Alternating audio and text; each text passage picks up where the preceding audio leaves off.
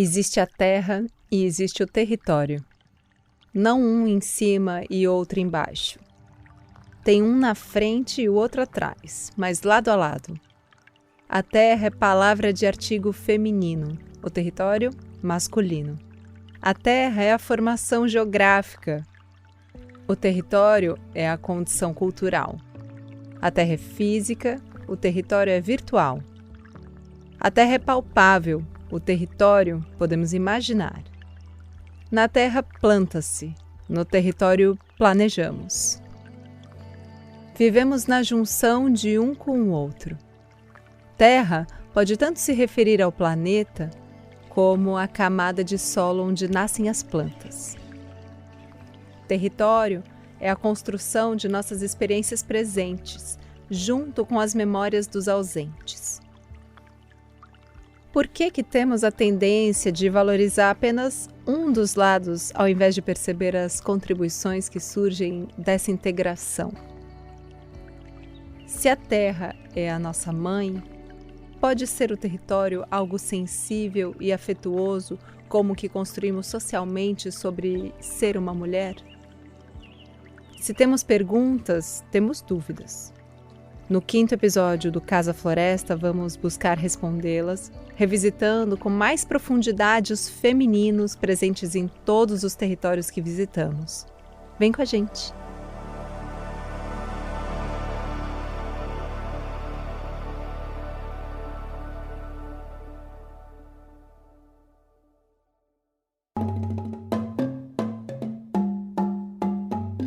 Olá, eu me chamo Aline Matulja, trabalho com meio ambiente há mais de 15 anos.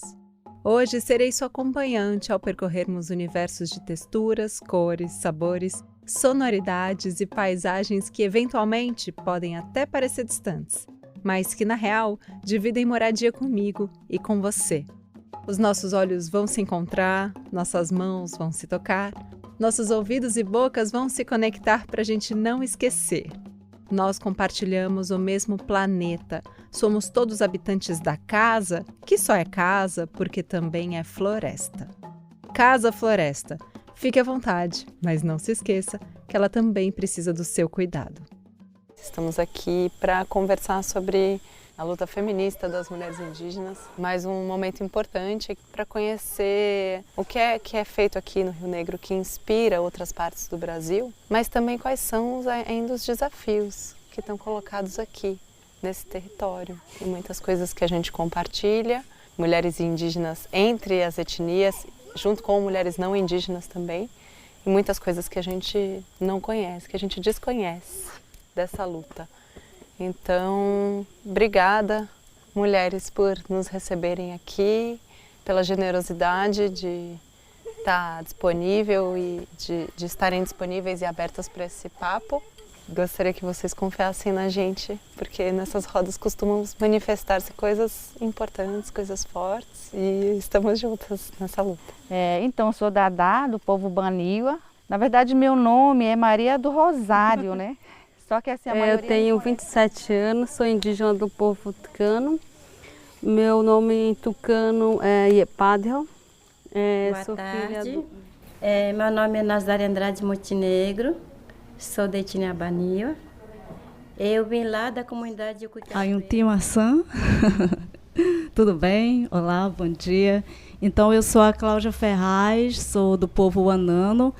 Bom dia a todos, chamo Juliana Albuquerque, hoje eu estou na rede de comunicadores há mais ou menos 4 meses. Meu nome é Gisele Caxias Ambrósio, eu pertenço à etnia Baré, né, de pais... Sou Elisângela, eu sou da etnia Baré, sou falante de língua Iengatu. Gente, eu sou Samela, San Sateremaué, sou do povo Sateremaué. Inspirados por esse momento real que aconteceu quando estávamos lá em São Gabriel da Cachoeira, no Amazonas, decidimos fazer uma grande roda de conversas nesse episódio especial, uma colagem das vozes que ouvimos em todos os outros cômodos da nossa Casa Floresta.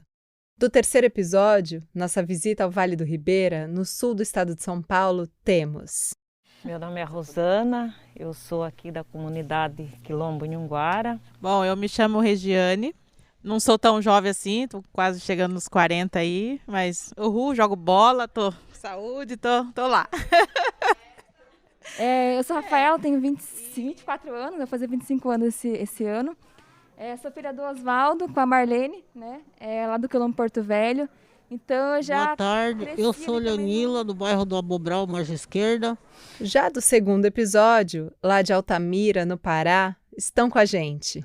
Eu sou Raimunda, sou gestora de uma mini usina que fica na terra do meio, município de Altamira. Boa tarde, sou a Marinês, moradora aqui da Resec do Xingu, moradora aqui do Bali, da comunidade Baliza.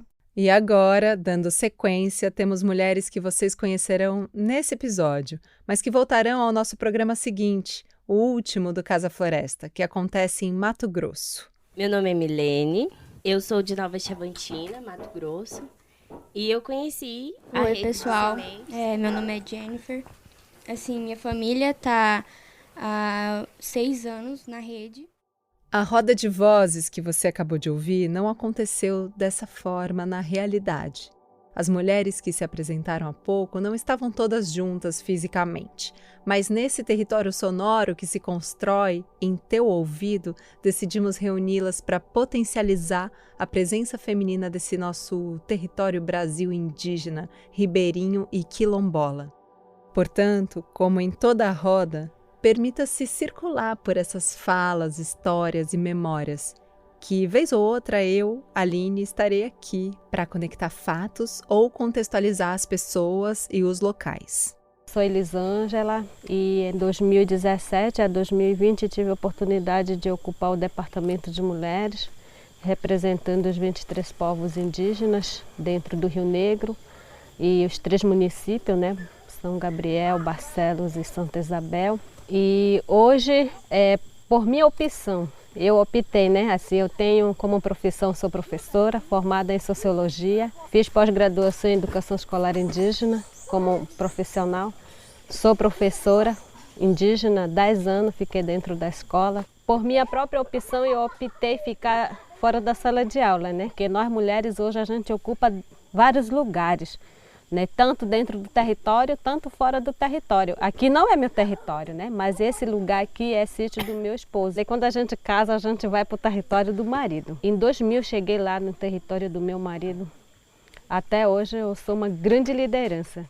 O Departamento de Mulheres da Federação das Organizações Indígenas do Rio Negro, a FOIRNE, que você conheceu lá no episódio 4, é a principal expressão de protagonismo feminino do Alto Rio Negro e há 20 anos fortalece a participação das mulheres em ações como prevenção da violência, combate à emergência climática, educação e economia da sociobiodiversidade. Continuando, eu queria destacar a relação da Samela Sataremaué com a Elisângela e as conexões que atravessam o Rio Negro. E aproveitando que você já tinha uma relação dentro do movimento, mesmo sem se conhecer, queria que você comentasse isso também. Sim, eu conheci a Elisângela. A gente se viu a primeira vez em 2019, na primeira Marcha das Mulheres Indígenas.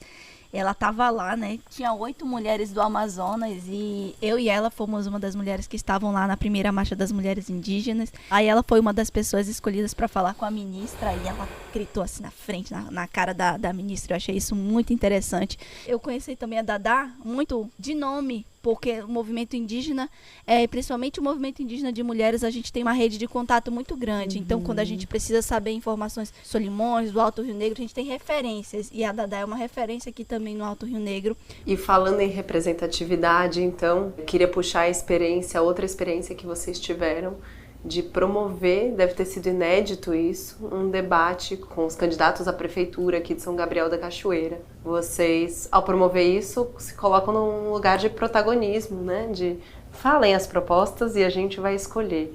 Então, queria também escutar que você contasse um pouco sobre essa experiência e como ela contribui para a formação política dos parentes que estão tendo que fazer escolhas no momento de eleição.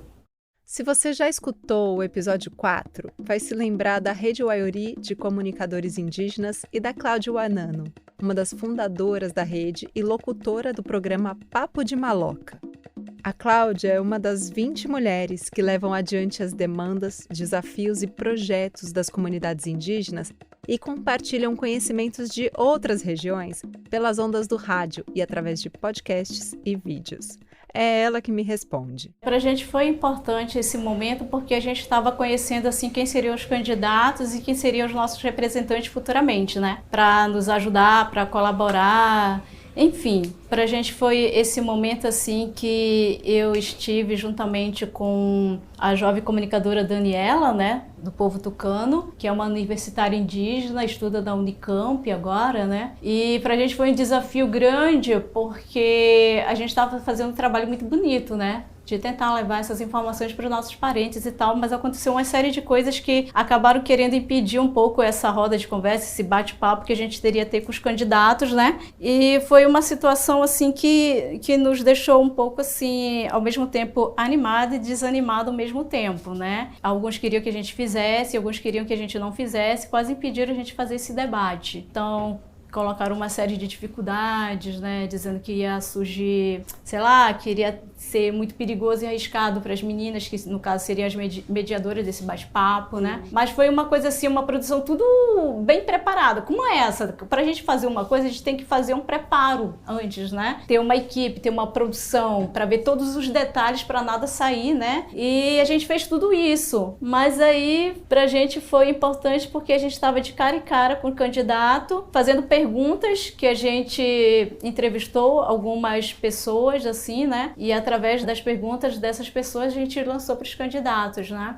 Gisele aparece para somar no papo. E acho que esse impedimento, né, que teve assim, de vários lados assim, das nossas autoridades mesmo falando, acredito que contribuiu bastante para esse fortalecimento nosso da comunicação. E como a Cláudia falou, se vier mais a gente vai encarar, né, a gente vai fazer mais um programa desse, né, um bate-papo, uma roda de conversa com nossos candidatos, porque de 4 em 4 anos está aí, né, então a gente está aqui para levar informação, para abrir esse espaço para eles, só que eles não entendem desse jeito, entendem como ameaça ou perseguição, e não é isso que a gente está querendo, nós estamos querendo ajudar, né, a eles esclarecerem a proposta de governo para o povo. A intenção que a gente já acompanha e vê nas redes sociais, com os movimentos indígenas mesmo a nível nacional, é de colocar, no caso, senadores e deputados e tudo mais, de colocar mais indígenas no poder. A gente está com essa missão, com esse objetivo, né, junto com os povos indígenas. A gente quer mais lideranças indígenas no poder, porque atualmente, hoje em dia, a gente só tem a Joênia Wapichana e é mulher, né? Única indígena que está lá no meio do pessoal, lutando pelos direitos dos povos indígenas e está sozinha ali no meio de pessoas que não gostam, né, de nós. É difícil, né? Uma mulher lutando sozinha, que nem ela está assim, rodeada por leões, né, prontos para dar o bote, atacar. Infelizmente, a Joênia Wapichana, a primeira indígena a conquistar vaga de deputada federal, não foi reeleita. Por outro lado, esse ano tivemos um aumento de 119% de candidaturas indígenas em 8 anos, totalizando 186 candidatos e candidatas. A bancada do COCAR, como é conhecida, pretende demarcar o território político desse país. Esse movimento já começou histórico. Temos, pela primeira vez, 5 pessoas indígenas na Câmara. E com destaque para lideranças do movimento indígena Sônia Guajajara, em São Paulo, e Célia Chacriabá, em Minas Gerais. Samela Sateremaué, dá o tom. Essa conversa aqui é um ato político. Todas as pessoas que vão ouvir a gente vão entender a gente como um ato de resistência. E ser resistência, falar nossa língua, manter nossa cultura, nossa identidade, estar no território, é um ato político. E a gente faz política todo dia. Quando a gente discute isso, quando a gente discute política, quando a gente mantém a nossa cultura, a gente mantém a política. Mas também a gente entende que não só essa política é necessária nesse âmbito que a gente está vivendo. É necessário também que a gente ocupe esses espaços de tomada de decisão. Porque as nossas mobilizações, elas causam pressão no governo, causam pressão nos ministros, mas elas não são suficientes para que a gente consiga, de fato, ter um bem viver, para que a gente consiga, de fato, aprovar leis que apoiem nossos povos, que beneficiem nossos povos. Não são suficientes para que a gente não precise mais estar todo dia lutando por uma educação diferenciada, por uma saúde diferenciada, para que as pessoas respeitem a nossa cultura. Então a gente entende... É preciso que mais mulheres indígenas e indígenas em geral ocupem os espaços de tomada de decisão. E é isso que eu queria saber também das mulheres. Se tem essa, para além dos nossos muitos trabalhos que a gente já faz aqui, a gente ainda pensa assim em ocupar os espaços. Dada Baniwa continua falando sobre como chegou na Federação das Organizações Indígenas do Rio Negro. Eu sinto muito orgulho disso. E sou lá da região do Içana, né, da comunidade de Assunção do Içana. Nasci lá, cresci lá, fiquei um pouco da minha juventude, né? De lá a gente teve que se deslocar para a cidade para poder dar continuidade dos nossos estudos, né? E também sou formada em ciências políticas, também fiz pós-graduação em educação escolar indígena pelo IFAM, campus daqui de São Gabriel. E esse ano tive uma grande vitória também de defender a minha dissertação em mestrado em Linguística e Línguas Indígenas pelo Museu Nacional do Rio. Né? Foi um sonho meu, porque sou do povo Bania, mas sou falante da língua Nhengatu, né? A minha mãe é do povo Erequena e meu pai é Baniwa. Não falo a língua da minha mãe nem do meu pai, falo a língua Nhengatu, que é do povo Baré, né? Mas assim, isso tem uma longa história, né? Quando a gente começa a estudar nossas histórias, a gente percebe por que a gente não fala, né, a nossa língua. E hoje eu estou como mestra, né? E também estou como coordenadora do Departamento de Mulheres da FOIRN. A gente está sucedendo a Eli, né, com a Janete, que fez um grande trabalho, que deu visibilidade ao trabalho das mulheres no Rio Negro. Foi uma luta muito árdua, porque foi durante um período assim, muito crítico, né, onde a pandemia chegou em São Gabriel. A gente não esperava, pegou a gente de surpresa, mas eu acho que as mulheres assim foram muito lutadoras, né? Porque nesses 2 anos, e até agora a gente continua na linha de frente, né? Lutando, né, contra essa doença que é invisível. Mulheres em geral, incluindo vocês, vocês já pensaram na candidatura nesse caminho?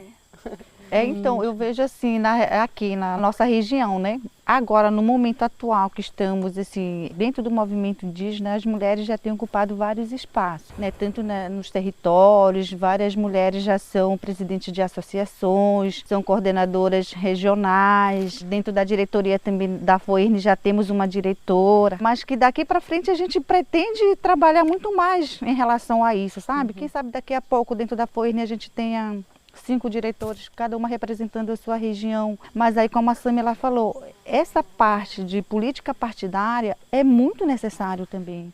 Porque as ações dentro dos nossos territórios, elas dependem muito de políticas públicas, sabe? Então a gente precisa também ocupar esses espaços. Ano passado teve várias candidatas mulheres, assim, para a gestão municipal, né? Umas foram eleitas, outras não, né? Mas eu acho que a nível nacional, a nível federal, a gente precisa fortalecer essa conversa, né? Essa luta. Larissa Tucano complementa. Agora, hoje em dia, a gente quer sim estar junto com os não indígenas para poder decidir o que é bem melhor para o nosso povo todo, visando o nosso território, nosso ponto de vista, nossa educação diferenciada, tudo isso. Com certeza, para criar uma lei, não vieram consultar a gente, né? Tipo assim. Eu concordo super com essas 2 parentes. Então, mas é essa a questão, né? É que a gente não consegue entender essas palavras que eles trazem, essas leis que eles inventam por nós. Elisângela, do povo Baré, narra como participar da vida política foi se tornando algo aceitável na vida cotidiana. Para nós mulheres, ela não é muito discutida dentro do território entre de mulher para mulher. Aí eu dizia assim, a política não é para mim. Eu respondia assim, porque toda vez que eu ia para a reunião deles só tinham os homens falando, não tinha uma mulher falando. Hoje eu vejo na televisão muitas mulheres, né, assim, que não é indígena, né? Hoje é a vez da mulher falar sobre educação, é a vez da mulher falar sobre saúde, mas a gente sempre fez saúde. Nós indígenas, nós mulheres indígenas sempre fizemos a saúde desde o nascimento do bebê. Desde no momento que a gente tem primeira menstruação, nós fizemos nossa saúde, porque nesse momento foi ensinado tudo. Aí a política partidária também, ele não é do nosso contexto indígena, ele não é da nossa cultura. Só que o problema dele hoje, que para defender meu território, para defender meu rio, para defender minha floresta, eu preciso, porque quem faz lei é aqueles que estão lá dentro, seja ele estadual, federal, municipal. Ouvi-las me faz ter a certeza de que, ao trazer essa roda ampliada pela proposta de colagem de vozes do episódio, estamos tendo uma real troca de benefícios mútuos. Porque é exatamente isso, ter mais espaços de nós para nós. Eu aprendi que quando as mulheres indígenas avançam, todos avançam. A mesma coisa com as mulheres ribeirinhas, quilombolas e todas as detentoras dos conhecimentos tradicionais do Brasil. Eu preciso, isso que hoje em dia eu converso muito com as mulheres. Às vezes a gente vota numa deputada ou num deputado que a gente não sabe nem quem são, nunca vimos. Só vimos aquele santinho, aquele número, né? Aí vamos lá. Ah, eu votei porque eu fiz a minha obrigação, porque quando eu for para fazer um emprego ou vou fazer uma aposentadoria, vão pedir aquele papelzinho que se eu estou em dia. E eu falo hoje para as mulheres, não é só isso. Você tem que pensar que a política faz a educação chegar dentro do território, a política faz a saúde chegar dentro do território, a política faz chegar os benefícios sociais dentro dos territórios. Agora, a gente precisa votar nas pessoas que vão apoiar as causas indígenas, aonde muitos parentes que estão lá dizendo que vão representar a causa indígena, a gente acaba vendo que o contexto dele também não é causas indígenas. Quando a gente pensa em movimento de mulheres indígenas. Estou conhecendo agora a Larissa. Tenho certeza que a gente vai construir ainda muitas histórias dentro do movimento, porque o movimento indígena, principalmente o movimento de mulheres, sempre está em movimento. Movimento esse que cruza o Brasil. Na boca das mulheres quilombolas do Vale do Ribeira, no sudeste de São Paulo, a história da escravização atravessa a luta feminina e a luta pelo território. Dona Leonila trouxe esse importante olhar para o passado. Lá, a comunidade do Abobral, lá, quem lutou para reconhecer foi eu. Eu ainda luto e vou na reunião quando me chamam, porque eu tenho muito amor naquela comunidade. Eu sempre falava quando eu trabalhava lá, que eu tocava ela lá, eu dizia para aquela turma, vamos lutar para o nosso território, porque eu podia até nem ter lutado, porque não tenho filho, não tenho neto, não tenho ninguém para deixar, mas vocês têm seus filhos, têm seus netos, vocês deixarem para eles aí uma coisa para eles sobreviverem, para terem onde viver. Mas lá o povo é meio, eles não querem muito nada com nada, querem só saber do dinheiro que venha para cada um deles. Assim, trabalhar em comunidade eles não são muito amantes não. Mas eu estou com 73 anos hoje e os meus descendentes vieram da senzala do Miguel Antônio Jorge. Era o maior mercador de escravos do Vale, do país. E ele trabalhava lá com engenho de mandioca e cana. O meu bisavô foi o remeiro dele. A Rafaela, do Quilombo Porto Velho, complementa. Essa história, ela acompanha a gente, né? E ela nos guia aí em toda essa continuidade, né, que a gente tá tendo, né? Então a gente tem que sempre reconhecer nossa trajetória para poder estar aqui hoje, né, se reafirmar. De fato é uma coisa que eu tenho feito também muito ultimamente. Então eu cresci muito com esse cenário de ameaça, na verdade. Nossa comunidade foi, né, essa questão da grilagem, essa questão, né, das faltas de acesso à água, a falta de acesso, né, à moradia adequada, né? Então tudo isso fez parte da nossa influência, né? Essa luta, né, ver toda aquela luta, e sempre foi luta, nunca foi nos dado, né, sempre foi conquistado, me formou no sentido de continuar, né? Vamos continuar, porque é isso, né? Acho que eu já cheguei numa geração que já tem os caminhos um pouco mais abertos para poder, uma coisa que eu sempre coloco, né? Para a gente poder brotar, florescer, a gente tem que ter um terreno fértil, né? E acho que eu já cresci um pouco nesse terreno fértil aí construído pelas comunidades. Nos quilombos do Vale do Ribeira, as responsabilidades são compartilhadas desde cedo. Mas tanto lá quanto em outros espaços, no campo ou na cidade, é comum que às mulheres recaia desproporcionalmente o peso de cuidar do outro.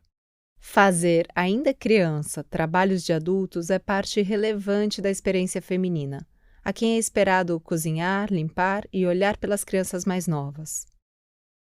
A Rosana, do Quilombo Nhunguara, nos conta sobre essa realidade. Eu tinha 5 anos de idade, né? E aí a minha irmã, uma outra irmã minha, ela ganhou a minha sobrinha, que era mulher dele, né? Eu tinha que ir para a casa dela, eu tinha que lavar roupa, eu tinha que socar arroz, eu tinha que buscar lenha, eu tinha que fazer comida. 5 anos. Não, desde os 3 anos de idade eu já ia para a roça com meu pai. Tinha que subir aqui, buscar milho, para depois se arrumar para ir para a escola bem cedo. Por isso que eu não estudei. Naquela época era muito difícil, né? Aí meu pai fazia a gente subir aqui, buscar milho, de manhã cedo para depois ir para a escola. Tinha que ir a pé ainda. Fiz até o terceiro. Fiz até o terceiro ano. Escrever um pouquinho eu sei, né?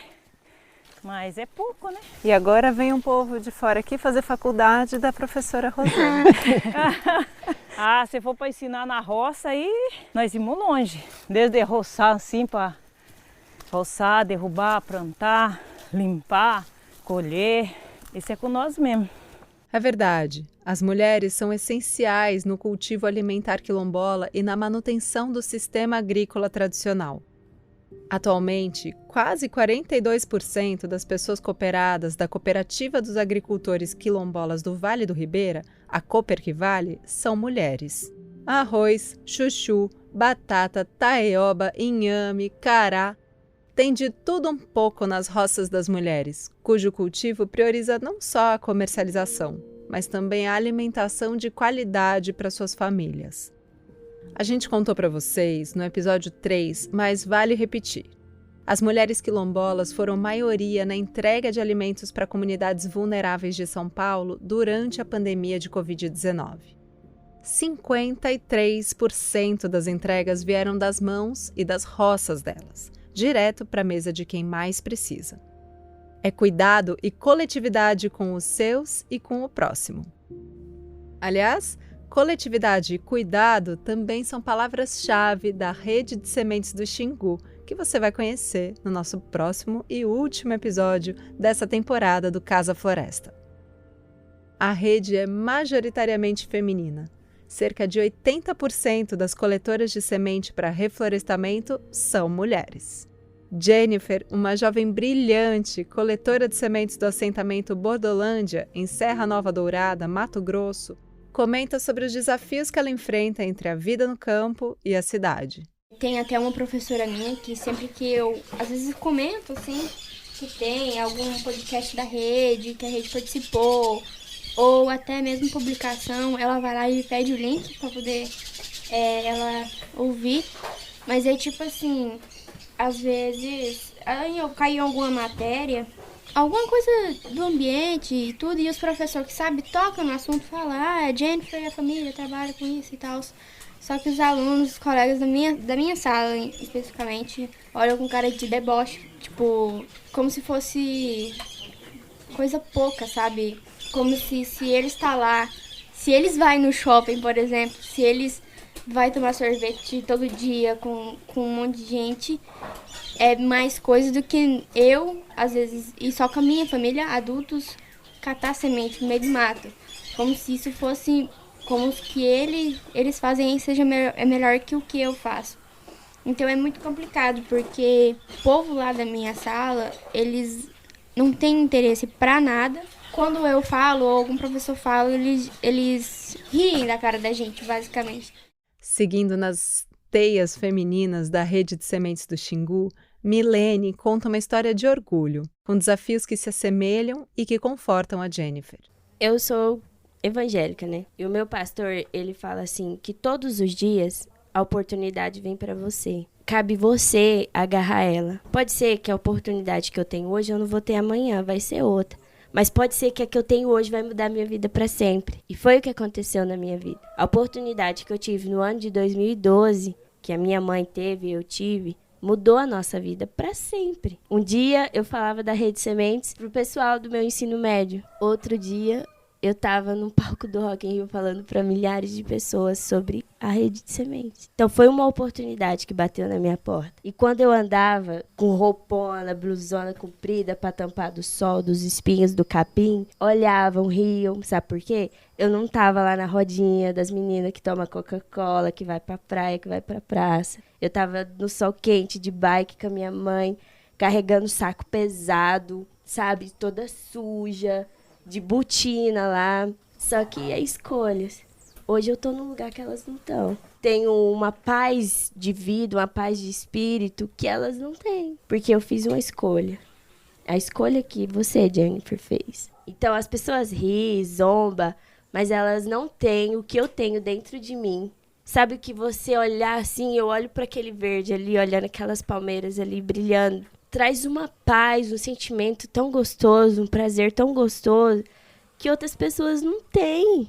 Além de Milene e Jennifer, que são representantes de uma juventude urbana que planta florestas nas bacias dos rios Xingu, Araguaia e Teles Pires, há também 11 grupos de coletores indígenas na Rede de Sementes, todos com presença feminina esmagadora. É o caso do Movimento de Mulheres Yarangue, composto por quase 90 mulheres do povo Ikpeng e que vive dentro do território indígena do Xingu, no Mato Grosso. Tal como formigas cortadeiras, elas caminham a passos rápidos pela floresta, difícil de acompanhar, sempre juntas, coletando sementes e procurando trazer água de volta para o território, o alimento tradicional e o bem viver. Em 13 anos de vida, as Yarangue coletaram um pouco mais de 5 toneladas de sementes florestais nativas da Amazônia e do Cerrado, e conquistaram uma relevância política gigante dentro do seu território. Voltemos do Xingu para São Gabriel da Cachoeira, lá para a roda de conversas com as mulheres indígenas do Rio Negro, seus saberes e tradições que fazem política. Quando eu escuto vocês, e como visitante aqui, eu estava até comentando, um outro mundo mesmo. Assim, a lógica, para mim, seria que a política, que o sistema se descolonizasse um pouco e se tornasse mais indígena para estar de acordo com a realidade de vocês, da população. Porque quando eu vejo vocês falando e toda a roda de conversa indígena que eu participo, eu aprendo muitas coisas, mas a coisa que eu mais aprendo é sobre fazer política. Acho que vocês são mestres em fazer política, porque são mestres em conversar, em transmitir conhecimento, em negociar de uma forma coletiva, que acho que é muito o que a política tenta fazer. Sei também que, porque eu ouvi falar aqui das minhas colegas, o protagonismo da mulher indígena faz parte da cultura ancestral de vocês, porque está muito relacionado ao que deram o nome, né, de sistema também, sistema agrícola tradicional indígena. Eu queria que vocês contassem como é que funciona, para quem não conhece, o que é o sistema tradicional agrícola e qual é a importância da mulher dentro desse sistema e da experiência de vocês, como é que vocês vivem, como é que é ser agricultura dentro da cultura indígena.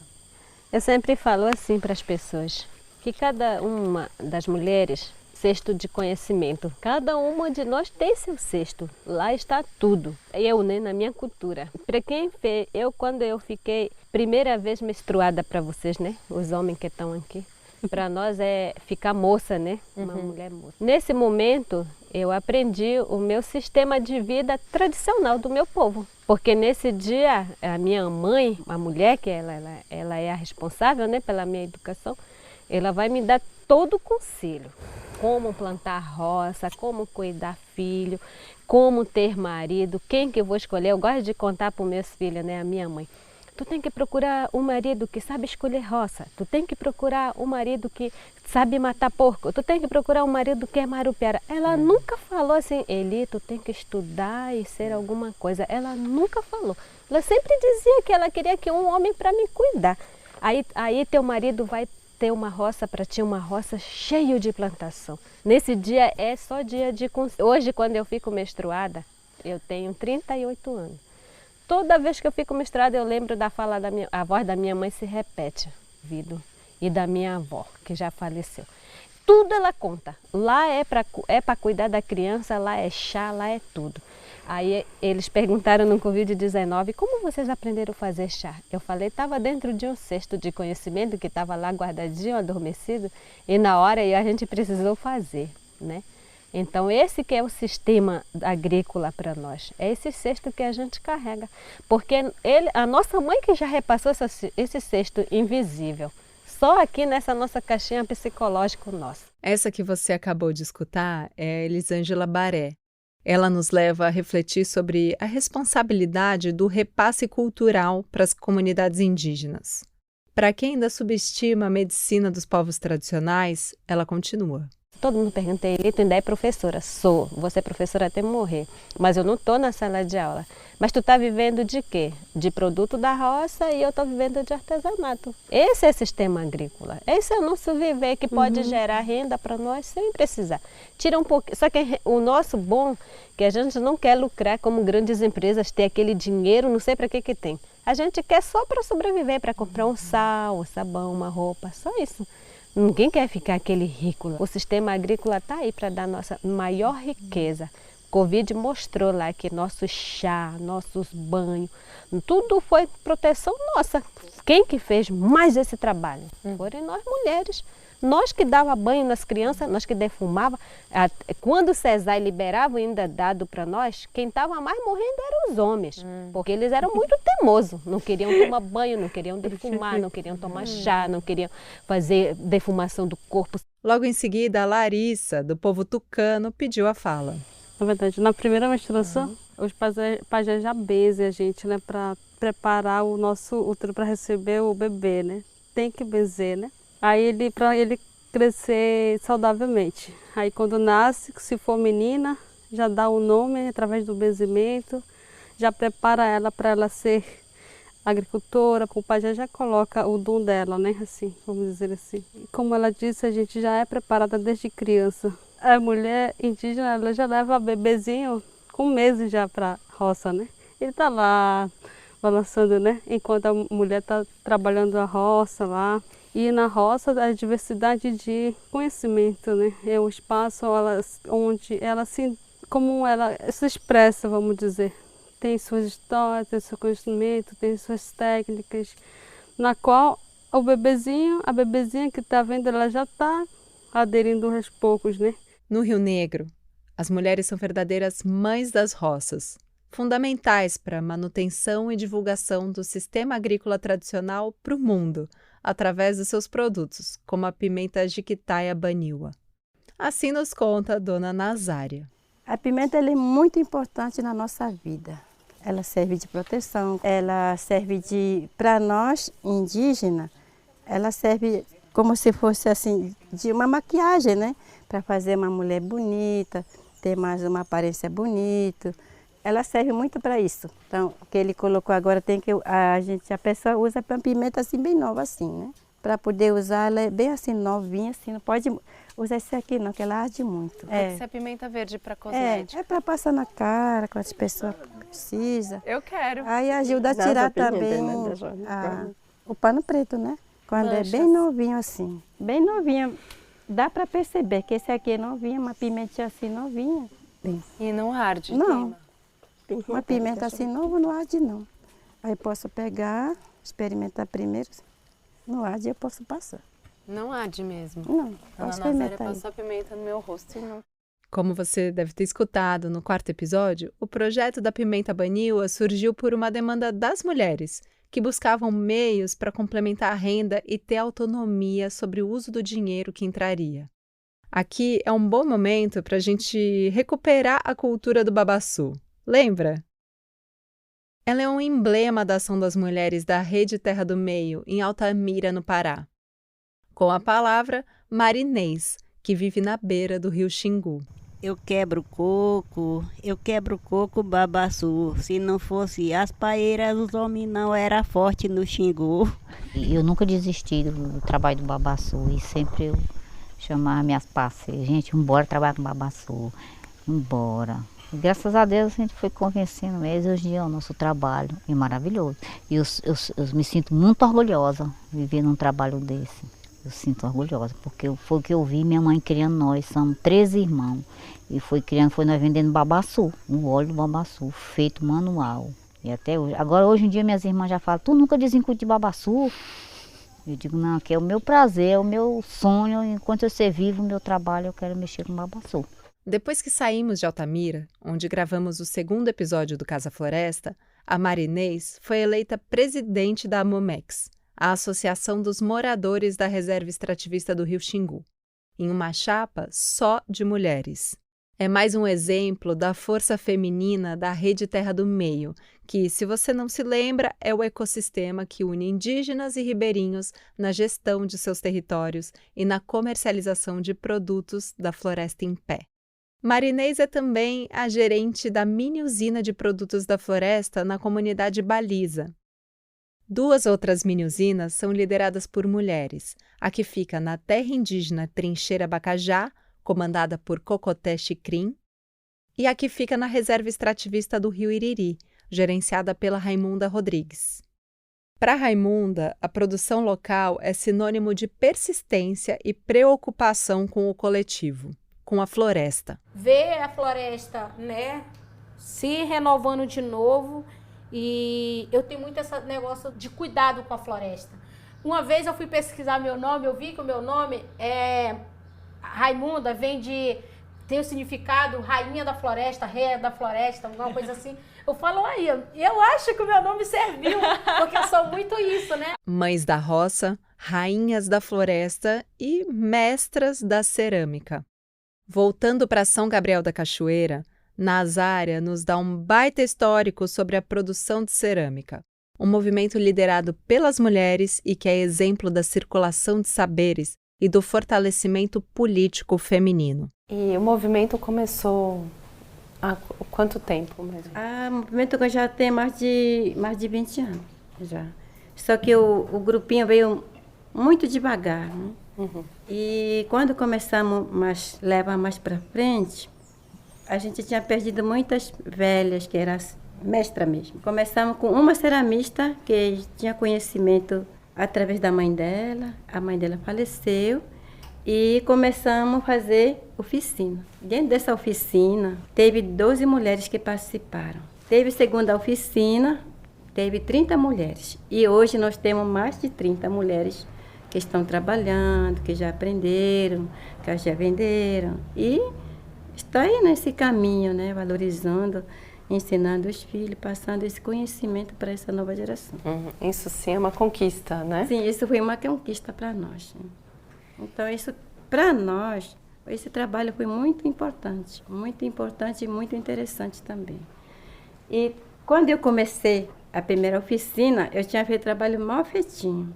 Eu também era aprendiz, eu fazia muito trabalho. E hoje já faço um trabalho um pouco melhor, né? Esse aqui eu fiz, esse tempo. Quando eu tenho folga, eu faço esse trabalhinho. Quando eu tenho material também, né? Já sei desenhar direitinho, conheço o nome dos desenhos. A maioria das mulheres que são ceramistas, que estão participando, ou mesmo que não estão participando, estão tudo já aprendendo já a fazer o desenho, aquele processo, como modelar, onde buscar, né? Já tenho conhecimento sobre isso. Duas das primeiras associações de mulheres indígenas, a Associação das Mulheres Indígenas da região do Taracuá e a União das Mulheres Indígenas do Rio Aiari, foram criadas por iniciativas de mestras ceramistas para mobilizar a produção e a comercialização das peças. Hoje já são cerca de 90 mulheres dos povos Tucano e Baniwa que trabalham com a cerâmica. É importante a gente explicar para ela o que é essa peça, o significado dela e como que ela foi feita. Ela foi feita de uma argila misturada com a própria mistura mesmo, que é uma palmeira, que é encontrada na terra firme e no lugar específico, né? E essa argila aqui, ela também é encontrada num lugar específico, deve ser dentro do igarapé, ou mesmo na beira do rio, não é qualquer argila.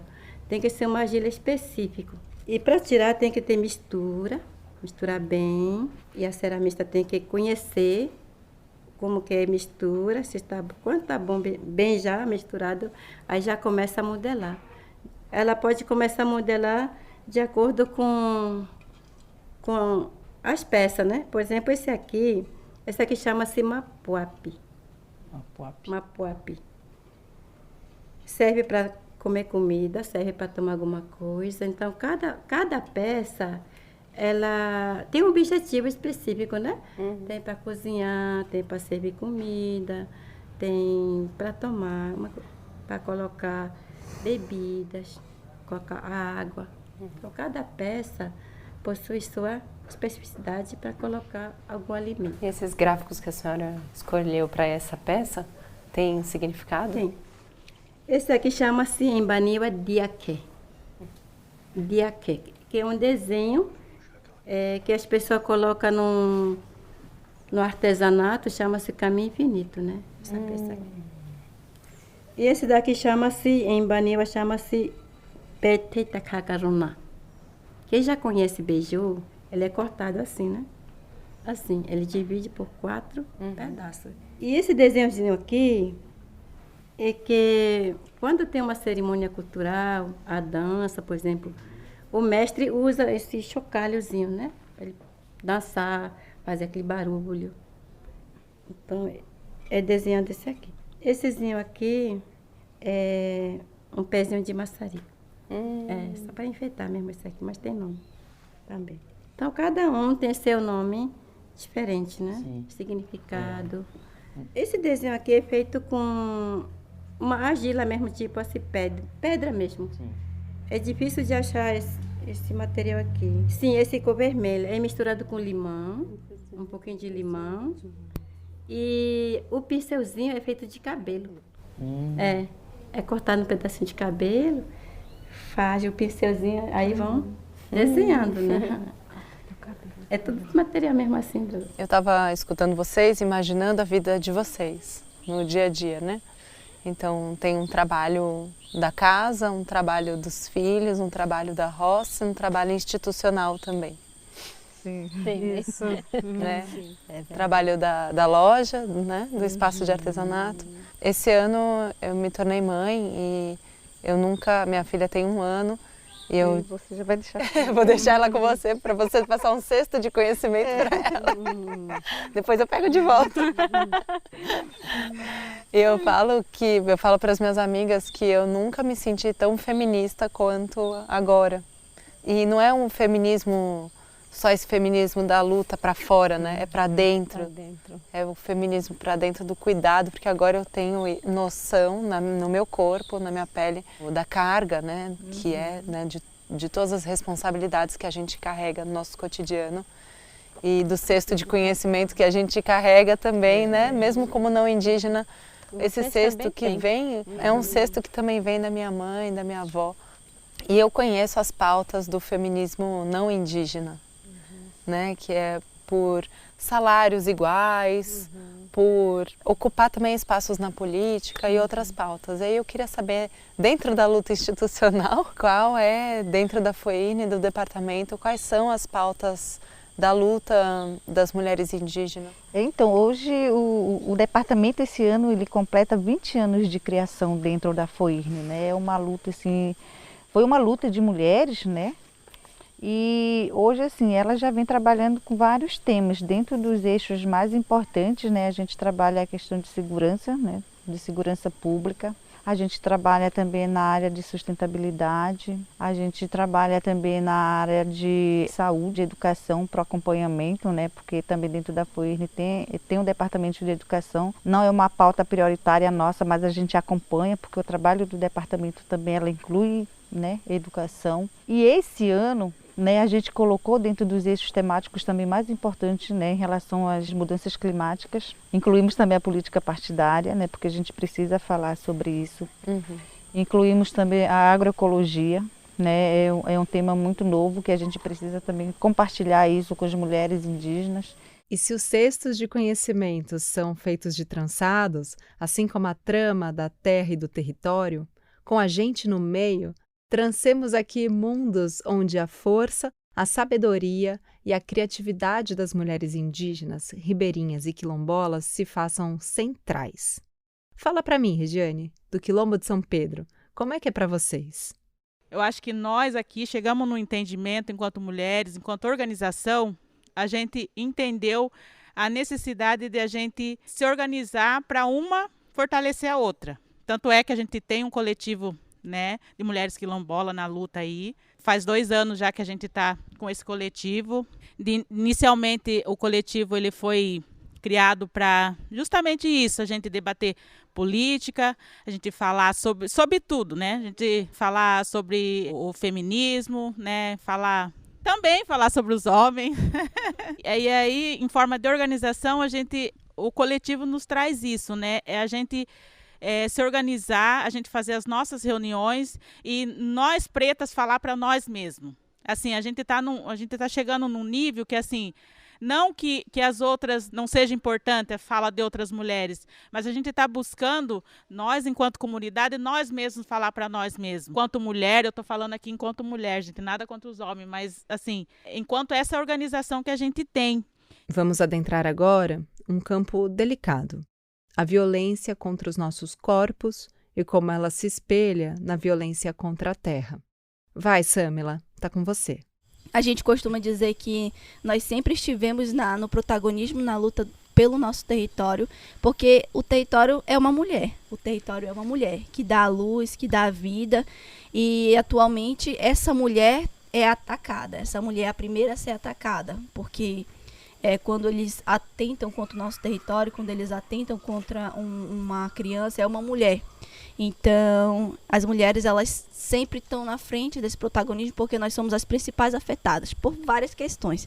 Mudanças climáticas, invasões do nosso território, e a gente que sofre na pele todos os dias quando essas atrocidades acontecem com a gente. E a gente precisa se unir tanto mais, porque nós estamos aí, né, nesse protagonismo. Nós precisamos defender o que é nosso, defender as nossas crianças da Covid, defender as nossas crianças de abuso, defender as nossas crianças e também lutar para que elas tenham o futuro, para que elas tenham o território, a raiz ancestral para onde voltar. E fazer com que elas também sejam grandes lideranças, participando do movimento, para que elas aprendam e tudo mais.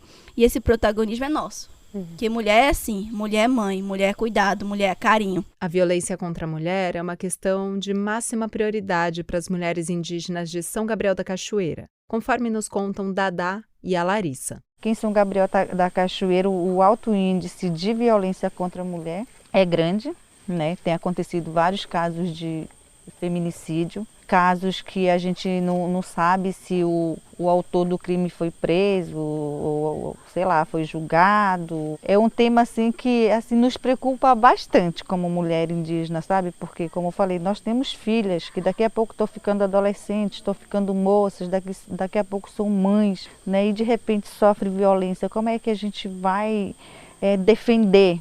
Então é uma pauta assim que a gente tem trabalhado bastante, tanto na sede aqui da cidade e também agora nas comunidades indígenas. É muito difícil também falar de violência dentro da comunidade, porque muitos dizem que é cultural, sabe? Então a gente tem que ter muito cuidado e às vezes nós como coordenadores do departamento, a gente não tem essa formação, né? A gente não sabe como começar a falar isso dentro da comunidade. Então acho que essa agora é uma bandeira de luta do departamento nesses 2 anos e a gente pretende continuar, é um projeto que vai até ano que vem, a gente pretende abranger todas as regiões para ver se a gente ameniza um pouco essa situação, porque também durante a pandemia tem acontecido vários casos, né?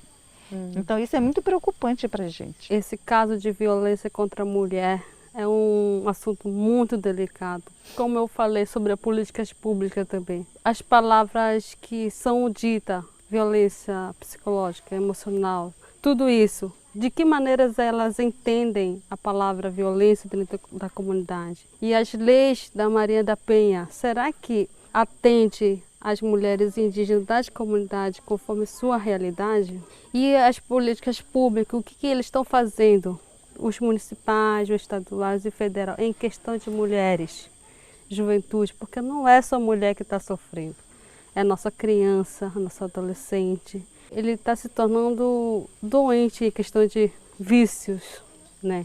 Seja ela alcoólico, droga mesmo. Então tudo isso a mulher se preocupa bastante, né? Com o filho, com o bem-estar da família, com o bem-estar da comunidade. Em 2019 nós fizemos o 11º encontro de mulheres, né? No departamento de mulheres. Aí eu falei assim, agora pode sair os homens. Aí elas disseram, não, os homens ficam, porque é os homens que fazem violência. Então por isso que hoje eu assim, né, as minhas falas eu sempre procuro de compartilhar com os homens, com a família, porque a violência ela acontece na família. Então por isso que na época as mulheres indígenas, principalmente do território da Larissa, eles não deixaram os homens sair dentro da maloca. Até a Nayara perguntou, Eli, você acha que é proibido os homens ir para fazer a gravação? Eu falei, não, eles que têm que ouvir para ajudar a gente. Não é que eu estou criticando o homem, eles que têm que compartilhar junto com nós. Porque nós, mulheres indígenas, nós não falamos que as coisas são coletivas, as coisas são criadas dentro de um território.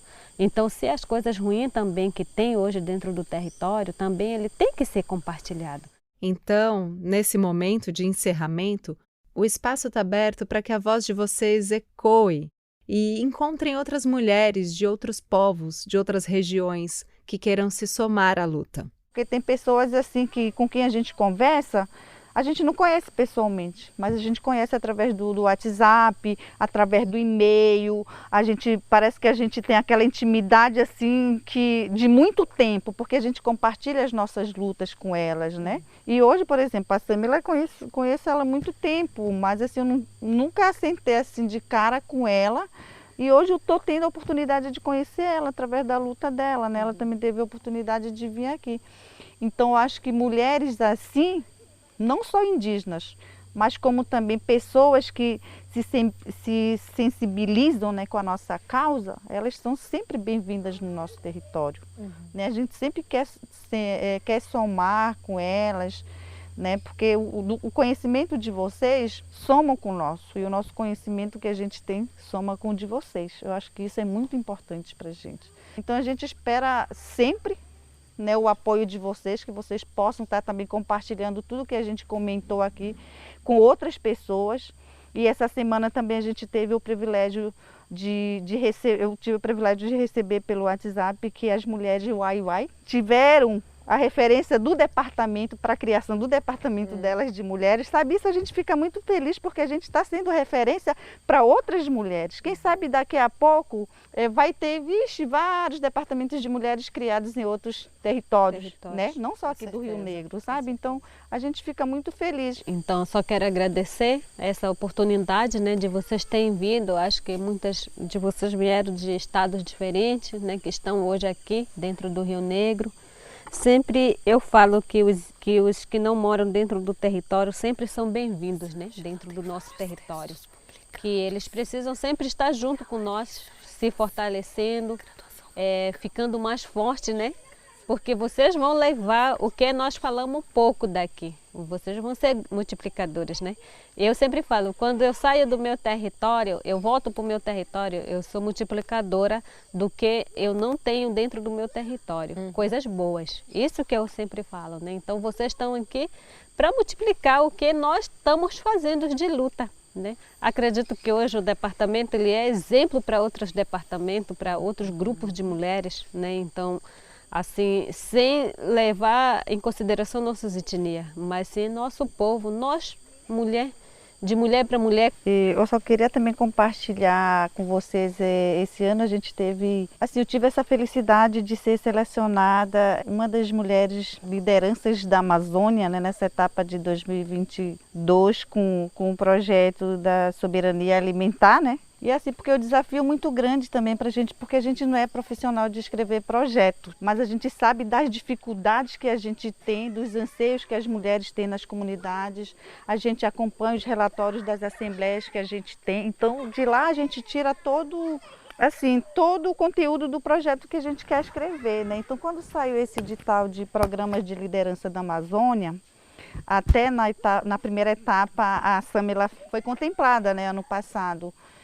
E eu falei, não, eu vou escrever, eu vou arriscar, né? Então a gente tem que colocar a nossa cara lá, um pouco do conhecimento que a gente tem. Assim, queria compartilhar também esse prêmio com as mulheres do Rio Negro, né? E dizer também para as mulheres de outros estados, né?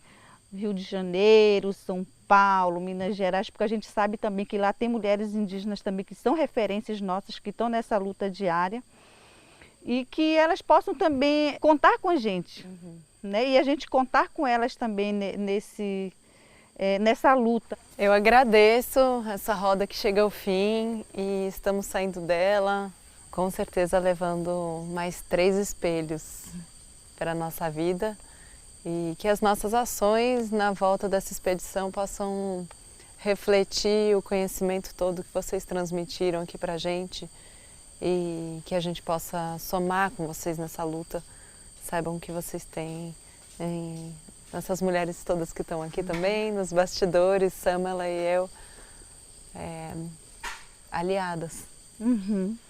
Então, quero agradecer a equipe que estão aqui nos apoiando para dar essa visibilidade. A luta das mulheres, independente das cores, das línguas, temos que somar nossas forças, né?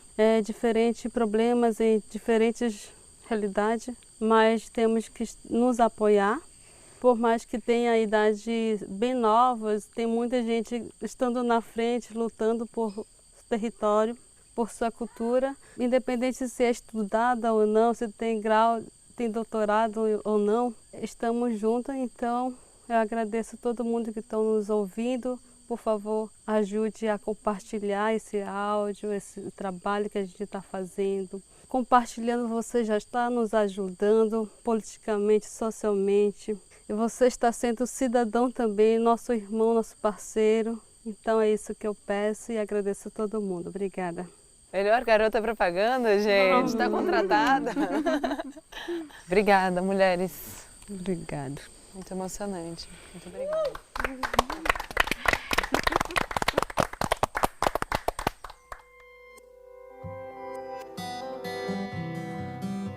Chegamos realmente no fim dessa trama e esperamos que as palavras finais da Elisângela, da Dá e da Larissa façam morada em seus ouvidos e peito e cheguem ainda mais longe com você que nos ouve. Terminamos emaranhados entre terras e territórios, formando mundos integrados com muita diversidade e conhecimentos, onde mulher é centro gerador e fio condutor de histórias. Esse foi um episódio diferente da série Casa Floresta, que chega agora ao penúltimo dos ramos em que esse podcast tem florescido. Agradecemos imensamente a quem tem nos acompanhado de pertinho e cuidado dessa casa conosco. O próximo ramo será a nossa despedida dessa temporada. Eu também estou adorando e querendo muito mais encontros. Se você gostou, fica aí na torcida para a gente ter outras temporadas. Esperamos sua visita, hein? Pode voltar, favoritar o podcast, colocar seu coraçãozinho não só nesse, mas em todos os outros episódios. Faz uma roda de compartilhamento com o teu redor. Caso seja seu primeiro contato com a gente, existem outros 4 programas em que você pode conhecer melhor os territórios em que habitam essas mulheres incríveis que você teve a chance de ouvir e conhecer um pouco mais hoje. Acompanhe o Isa pelo site socioambiental.org ou digitando @socioambiental, tudo junto, pelo Twitter, Instagram e sem o arroba no Facebook. Nesse episódio, contamos com a parceria da Federação das Organizações Indígenas do Rio Negro, da Casa Wariró, da Rede Waiuri, da Rede Terra do Meio, da Cooperativa dos Agricultores Quilombolas do Vale do Ribeira, a Coperquivale, da Rede de Sementes do Vale do Ribeira e da Rede de Sementes do Xingu. O podcast Casa Floresta tem apoio da Fundação Rainforest da Noruega. Até a próxima!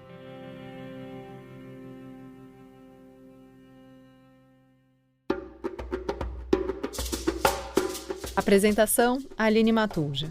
Produção local: Clara Baitello, Fabiola Moreira, Igor Casimiro, Roberto Almeida, Vitor Cabreira, Andressa Botelho, Ariel Gajardo, Adriana Rodrigues, Frederico Viegas, Raquel Passinato, Juliano Nascimento, Fabiana Fagundes, Maurício Bizek, Ana Amélia Gontijo, Nayara Alice Bertoli, Natália Pimenta, Juliana Hadler, Bruna Ferreira, Ludmila Balduino, João Carlos Pereira, Rodrigo Gomes. A direção-geral é de MM Isidoro, o roteiro é do João Nin, MM Isidoro, Ariel Gajardo, Bruno Veis, Roberto Almeida e Vitória Martins. Assistente de roteiro: Taline Silva. Edição: Jéssica Correia. Assistente de edição: Pedro Pastoriz. Captação no campo: Bruno Agostin e Pedro Hassan. Produção executiva: Guilherme Pinheiro, MM Isidoro, Bruno Veis, Roberto Almeida, Ariel Gajardo e Vitória Martins. Produção Ampere, por Guilherme Pinheiro e Ana Maron. Relações Públicas: Agência Lema. Ativação: Wyden Kennedy.